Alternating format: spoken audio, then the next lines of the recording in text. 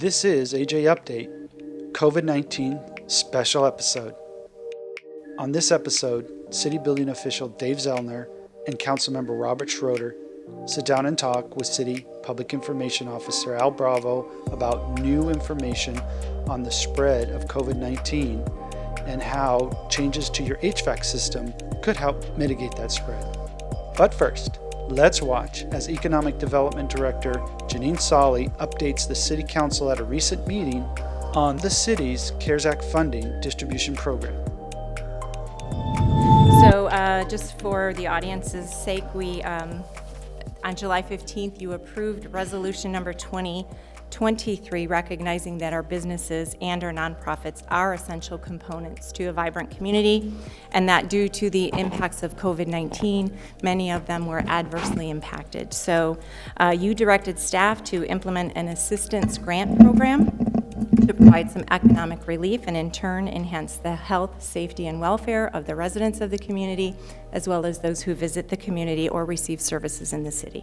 As a quick review, the total city allocation of the Arizona CARES funding was approximately $4.8 million. You opted to allocate 25% of that funding, about $1.2 million, for this grant.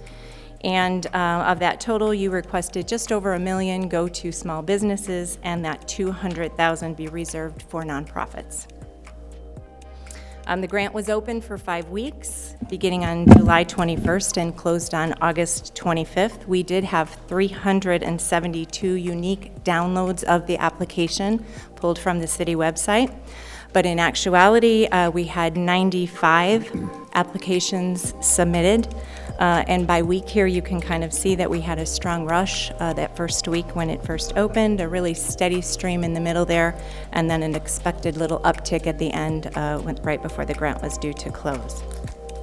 Of the 95 applications that we received, 84 qualified for the grant. So there were 11 applicants either that didn't meet the criteria or chose to withdraw for some reason. Of the 84 grants that were awarded, 73 of them, or 87%, were for-profit small businesses, and 11, or 13%, of those were our local nonprofits. Of the 84 that were awarded and approved, the average grant amount awarded was $68.7582. And then the total funding that was distributed through the grant was $577,568.57. So to break it down by applicant type, the 73 small businesses received about $507,000 of those funds, with an average award amount of just over $6,900. The small businesses claimed just a hair under 50% of the funding that was actually allocated for them to receive. So to understand the types of businesses that received funding, I did break it down into just 3 general categories based on their primary deliverable, as you can see, basically restaurant, retail, or service. Service can include anything from beauty shops, insurance agents, skilled laborers, plumbers, spas, etc. And of course, the retail and restaurant are a little bit more obvious. So as you can see, the majority of our small businesses that we were able to assist were service-based. On the nonprofit side, the 11 awards totaled $69,722.36, with an average award of just over $6,300. Nonprofits claimed just under 35% of the funding that was actually allocated for them to receive. Also, 4 of the nonprofits of the 11 did receive other COVID-related funding as well. By far, the majority of the recipients support 1 to 5 employees in their business, and that was 68% of the total awards.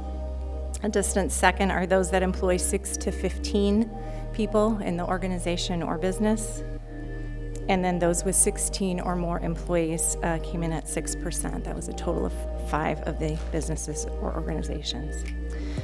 But I'm so happy to share with you just a handful of the comments that came into us during this process, and I wanted you all to know how much this means to all of them.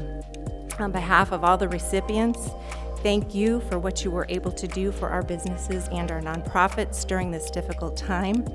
They found themselves coping with a situation over which they had absolutely no control, and your support truly meant the world to many of them. So with that, I am happy to answer any questions.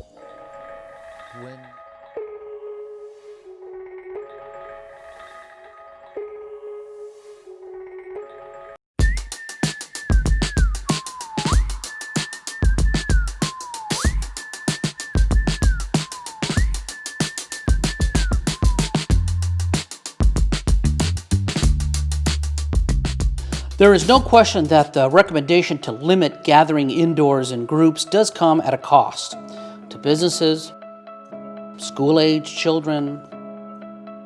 Well, take note of this quote from a recent scientific journal talking about the transmission of the virus. We strongly believe that the virus is likely to be spreading through the air. If this is the case, it will take several months for this to be confirmed by science. Well, that's what our two guests today, the city building official, Dave Zellner, and council member Robert Schroeder, who's been in the HVAC industry for more than 20 years, are going to talk about. Just what can we do with air filtration, air ventilation, and everything that has to do with the transmission of any kind of sickness through the air.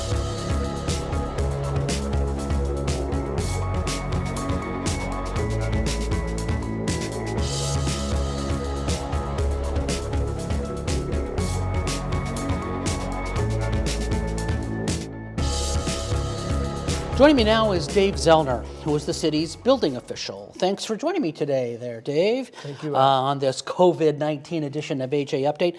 Tell a little bit about yourself to our audience in reference to what we're talking about here, which is, truly trying to make buildings safer. Yes, as the building and safety manager, I am the designated building official for the city, and we are responsible for ensuring that building structures are safe for our citizens, that they're structurally safe, things like ventilation, plumbing, electrical, that we don't have hazards. So we work to that end to ensure public safety. Dave, you shared some really interesting information regarding the building industry and COVID-19, some things that are kind of emerging right now. Can you talk a little bit about those? Yes, so there's been some recognition, I think, through some case studies in different areas that the COVID virus is able to stay in the air a little bit longer than we were thinking. The 6-foot separation was based on an idea that it kind of, by gravity, fell. They've determined under certain scenarios that it hangs in the air and moves around. And so with that realization, the requirements, so there are existing requirements for every business and commercial entity to have fresh air. And so now there's a recognition that maybe we need to increase that temporarily to help kind of reduce the transmission of the disease. And so people feel safer coming back and enjoying the things that they're missing out on, and social activities and going to restaurants and bars and hanging out. So we know that, or believe that if we can increase the amount of fresh air that's being moved into brought in and moved around a building, that we're going to reduce that transmission. So what are the current regulations regarding airflow and purification mitigation for business owners and then for homeowners? So for a business, the new building codes and most of the new buildings that have been built in the last 10 or 15 years or so have a requirement that they bring in outside air of a certain amount. So it's based on the number of people, the size of the space, the use of the space. So unfortunately, we have a lot of businesses here that were built kind of under a more lax standard before there was really a good understanding of that.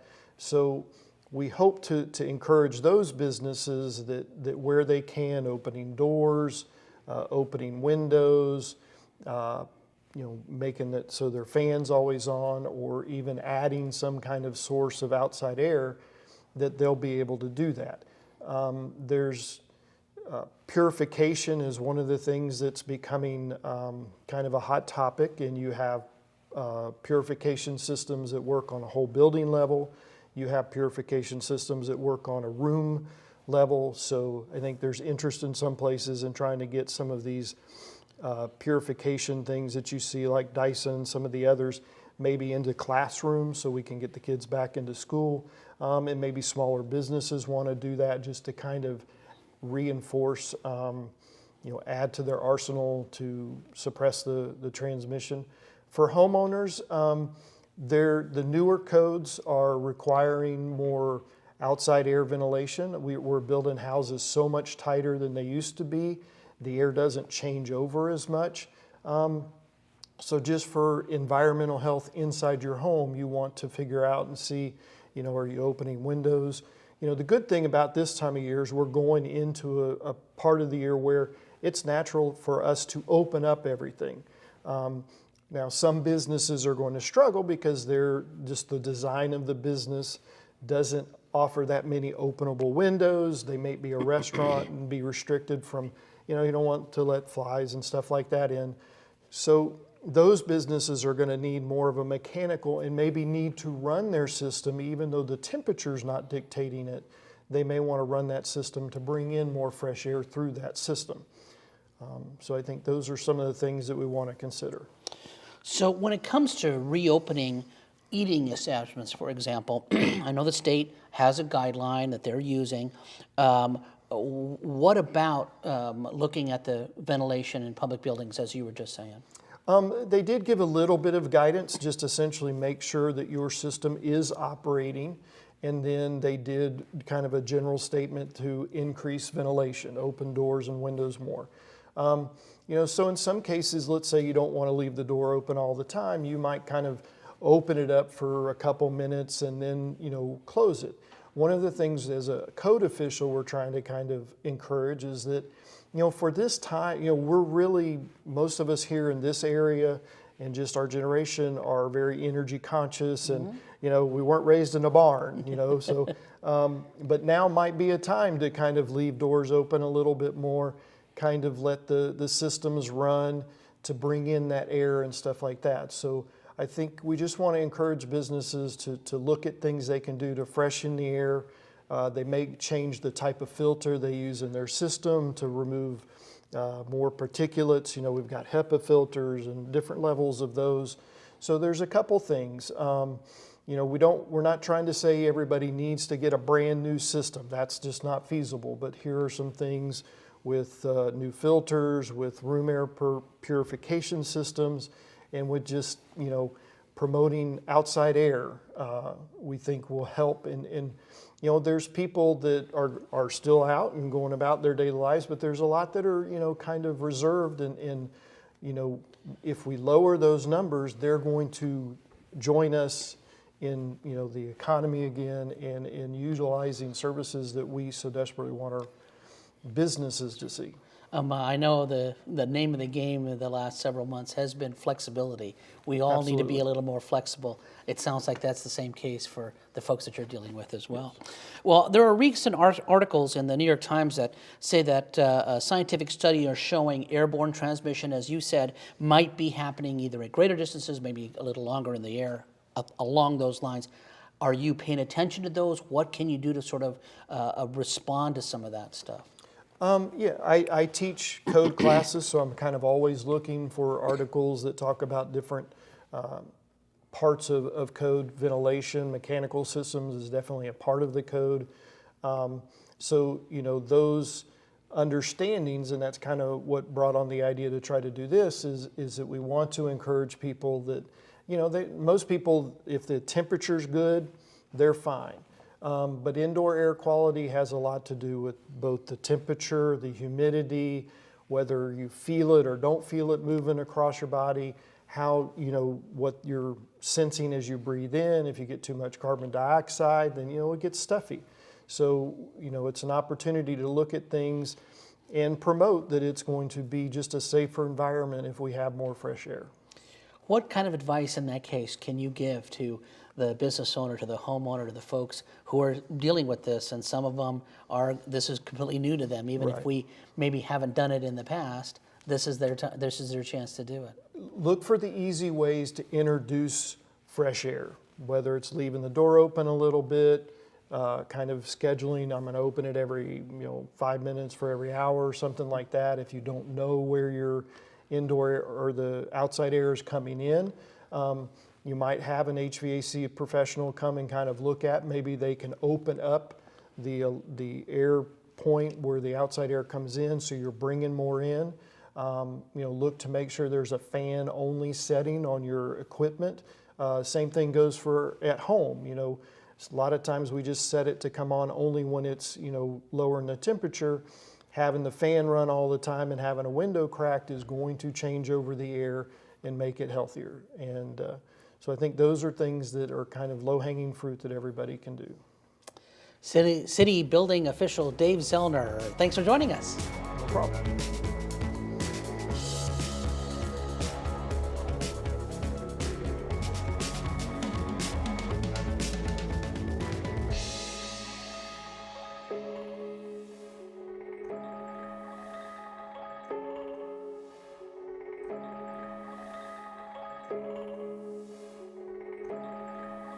Joining me now is council member and HVAC expert Robert Schroeder. Mr. Schroeder has been in the HVAC industry for more than 20 years, a lot of experience in the field. Thanks for joining us today, council member. It's great to be here, Al. Absolutely, thank you. You heard what Mr. Zellner said about COVID-19 and the emergence of how important it is for good ventilation, specifically in businesses, but of course in all buildings. What kind of ventilation or purification efforts are you seeing in the community from knowing your industry? We're seeing a lot of fresh air intakes. We're seeing UV lights inside of the ductwork to help eliminate all particulates and viruses. We're seeing electronic filters, things that you mount directly to the return of the system, and the 24 volts energizes it. Some static electricity forms, and that also is designed to eliminate particulates and dust and viruses and things like that. I know Governor Ducey and his team have created guidelines, some rules for businesses and schools to follow, getting ready to reopen, and we're at that point now. Do any of these rules include improved ventilation, things that you're dealing with right now? Not that I'm aware of. I don't believe the rules went as far as the HVAC systems. I mean, it's always good, regardless virus or not, to keep clean air into the classrooms, into businesses, into homes. There are many ways to do that. There are coil cleanings you can do. Again, the UV lights, the electrostatic filters.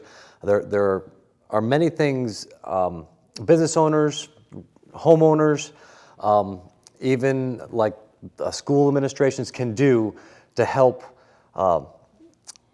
flatten the curve, let's say, in any sort of dirty air coming back through their systems. So we're talking about not just COVID-19 like we are this year, but any kind of diseases that are going on, flu season, anything along those lines. Oh, absolutely, absolutely. I mean, I have customers for years, long before COVID showed its face here, that valley fever. I mean, we do live in the desert. The dust. I mean, people are dusting every day. And they get these UV lights, they get the electronic filters, they go through great levels, to ensure clean air coming back into their home. So are business owners asking you, as an expert in the field, about better ways to protect their employees and their customers, improve ventilation, improve air purification? What do you tell them? Well, not as much as I'd like, Al, being a business owner, of course. But I have had one or two approach me, and a lot of things they have fresh air returns. That's always a good thing because you're always recycling the air. Now, some of the problems with that is in our state, you start bringing in 115 degree air, it's going to reduce your cooling capacity. There is sanitizing sprays that you could put in the ductwork. I mean, if it's a budgetary issue with some, especially out here, small business owners, they don't necessarily have the capital to go through and revamp their whole HVAC system just to, clean some air. But sanitizing sprays, the UV lights are relatively inexpensive for what it can do for you. And always try to keep that air recycled. Always try to keep recycle that old air, bring in new air all the time, and that does make a huge difference. That would probably be the bottom line, is really the air circulation effort. That is the most natural way, let's just say, to fix any sort of stagnant air problem. But again, we revert back to the summer times. It's going to be very difficult to bring in that hot air, and for your evaporative coil to be able to produce cold air for air conditioning, right? Because it's bringing in such hot air, it's going to actually heat up the cold coil. How important is it that we get a chance to actually address these kinds of issues? Certainly because of the virus outbreak, but because this is something that's important no matter what's going on. Right. This is almost, it's kind of like, the virus has done more than just create a new way of life and the way people live. But it's opened the door. It's like, well, why haven't I been doing this all along? Why does it take something like this for me to want to breathe in healthy air, whether in my home or in my business for the customers or even for students? Why does it take such a dramatic event to make this happen? But again, there are some people that have been going along this lines, but being that it's become a normal place, it seems like, virus or not, it's just, for everything bad, right? Something good's going to come out, and this is something definitely that good can come out. Well, thank you, Councilman Schroeder, for sharing your expertise with us and joining us today. And thanks for watching AJ Update. We'll see you next time.